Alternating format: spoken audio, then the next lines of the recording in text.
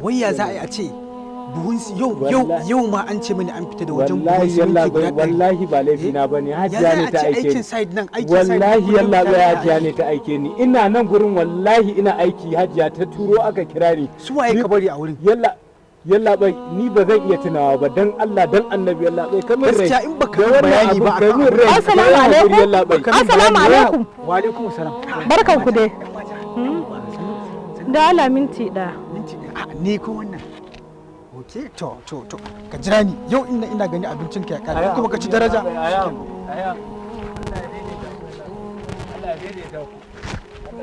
Dala ina son magana da abokin ka. Wani aboki na kuma? Wannan na zaune din mana.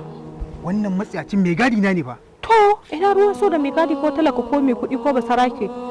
In dai kana kuɗi. Ni dai shi nake so ka mai magana. Estate. Ki ce mai gadi kike so? Shi. Ka mai magana. Ni a jikin wannan matsiyacin. Shi dai na gani. Kai zo nan. Ha'a. Ai na kasan wannan. Wallahi yalla bai ni ban san ta ba wallahi ni yalla bai. Gaskiya ina ga abincin ka ya kare a gidan nan. Dan Allah dan Annabi abincin ka ya kare. Dan girman Allah. Tashi kai girman Allah. Kayayyaki bata su. Zo mu tafi kai nake so. Shi nake so. Ni kike so? Za ki ɗauki nauyin shi ko? Za ki ɗauki nauyin? Je ka ɗauki kayanka. Ba shi ma kayan ma an ban ma. Shi ne irin naku na masu arziki. To talakawa gaban mu Allah da ma baya bacci. Wannan ina ga kuɗi na da yake ɗauka shi yake zuwa yake falasfa a cikin gari yake abin da ransa yake so.